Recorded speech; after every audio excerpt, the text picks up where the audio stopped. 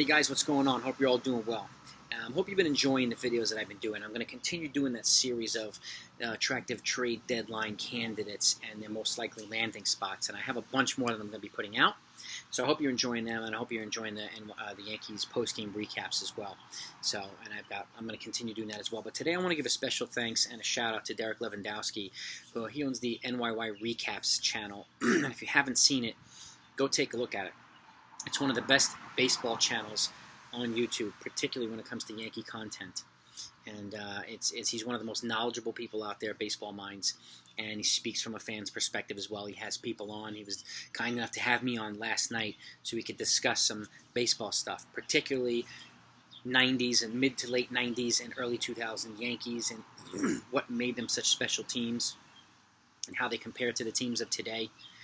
We talked about a little bit about the rivalry between the Yankees and the Red Sox, and that alone, I mean, the great thing about the rivalry, and it obviously dates back all the way to 1918, or even back before that to the Bambino days, but it filters from the players to the coaches, even to the front office, and whether it be, you know, Kareem Garcia fighting the people in the bullpen in Fenway Park, the A-Rod Jason Varitek fight, the Pedro Martinez dragging down hard-charging Don Zimmer, fights in the 70s and the 80s, you know, and even, and this is where I think where it's really cool, is George Steinbrenner had a tendency, had an knack for sticking it to the Red Sox when he was around.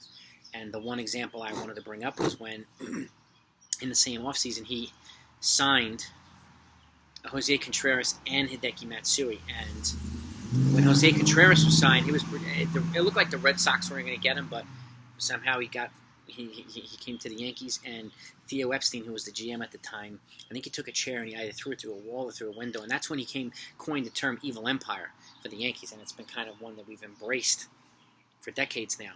And so that's where that came from as well. And obviously the other big one where A-Rod was supposed to be traded to the Red Sox for Manny Ramirez, and that trade somehow fell through, and he wound up coming to the Yankees for Alfonso Soriano. So, and all the stuff that's led up to that. So those are parts of the rivalry, you know, dating back all the way to the early 1900s, and it just makes for must-see sports and so much more exciting baseball, particularly, and if you watch the 2003 and 2004 ALCS series between the two teams, you know, the Yankees won in 2003, ALCS, the Red Sox won in 2004. And some of the most epic baseball you'll ever see. Obviously, 2003 was when they came. That was that 7-game series, culminating with ending with the Aaron Boone home run. That's kind of made him a Yankees legend now. No matter what he does as a manager, he'll always be remembered for that.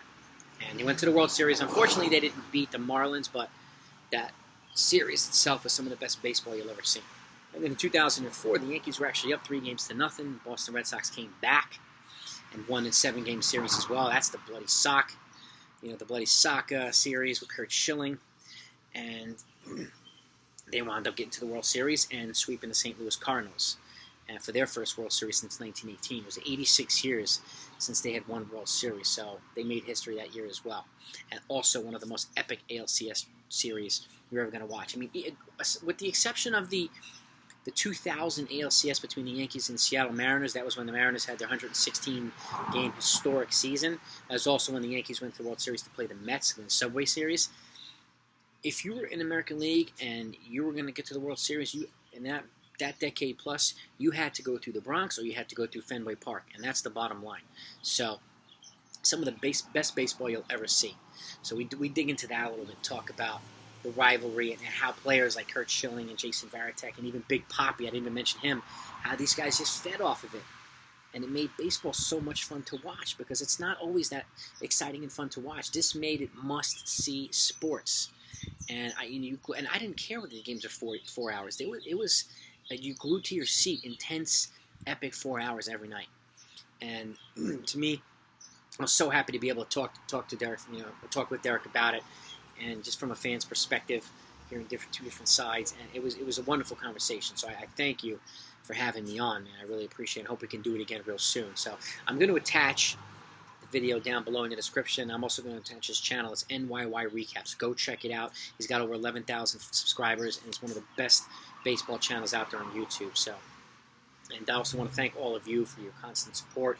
We just passed the 2,000 subscriber milestone, so I appreciate all of you, whether you've been from me from the beginning or you're new. I appreciate all your support. I hope if you're new, I hope you stay along and enjoy some of the videos and support it by subscribing as well. So my next goal, obviously, I want to try to get as close to 5,000 subscribers by the end of the year, if possible. So we'll see what that. We'll see if we can get there. So, but I'm going to keep putting out good content. And again, thanks all so much. I appreciate all of you, and I'll talk to you next time.